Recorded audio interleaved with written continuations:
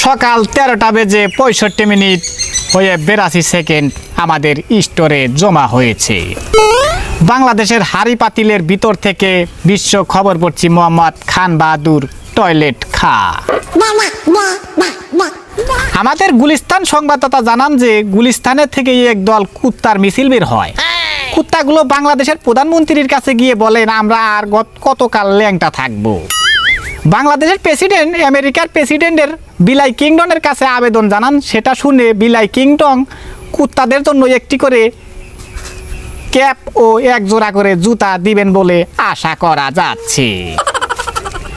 আমাদের এক staff reporter হারে হারামজাদা জানান যে আফ্রিকা জঙ্গলে পিঁপড়ার সাথে হাতির এক বিশাল যুদ্ধ লেগে যায়। সেই যুদ্ধে পিঁপড়ার পায়ের নিচে পড়ে কয়েক হাজার হাতি মৃত্যুবরণ করে। ইতিমধ্যে একটি পিঁপড়ার পা ভেঙে যাওয়াতে তাকে ঘোড়ার গাড়িতে করে নাইজেরিয়া হাসপাতালে পাঠানো হয়েছে। মেডিকেল সংবাদদাতা জানান যে কিছুদিনের মধ্যেই সুস্থ শরীর নিয়ে পিঁপড়াটি দুনিয়া ত্যাগ করবে। এদিকে সখীপুরের সংবাদদাতা জানান যে সেখানে 3 জন মরা ব্যক্তিকে সাপে দংশন করেন। সেই মরা 3 জনকে আদম জুট মিলে ভর্তি করা হয়েছে।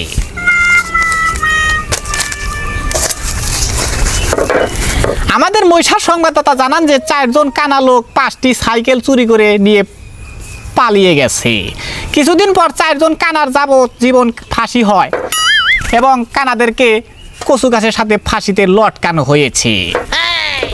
আমাদের টাঙ্গাইলের মজিদ মিয়ার ফার্মের মুরগগুলা ডিম পাড়া বন্ধ করে দিয়েছে। তারা গার্মেন্টস মালিকের কাছে দাবি জানান যে তাদেরকে যদি হাফ প্যান্ট অথবা ফরক না বানিয়ে দেওয়া হয় তাহলে তারা ডিম পারতে পারবে না মরে গেলেও আর একটাও ডিম দেবে না। গতকাল আজিমপুর কবরস্থান থেকে 500 মুদ্রা কবর থেকে বাহিরে বেরিয়ে যায়। তাদের জিজ্ঞাসা করা হলে তারা বলে 1 সপ্তাহের মধ্যে কবরে টেলিভিশন না দিলে আমরা আর কবরে থাকবো না, এবং কি প্রতিদিন আমাদেরকে শরীর মেসেজ না করে দিলে আমরা কবরে একদিনও থাকবো না এবং ভূত হয়ে সারা জীবন মানুষকে দংশন করব।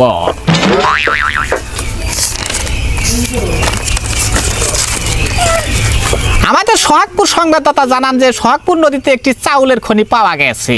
সেখানে নাকি কম করে হলেও 700 মেট্রিক টন চাউল রয়েছে। সেই চাউল উঠানোর জন্য ভারত থেকে 1 লক্ষ ডুবুরি ও জাপান থেকে 6 লক্ষ বিজ্ঞানীকে খবর দেওয়া হয়েছে।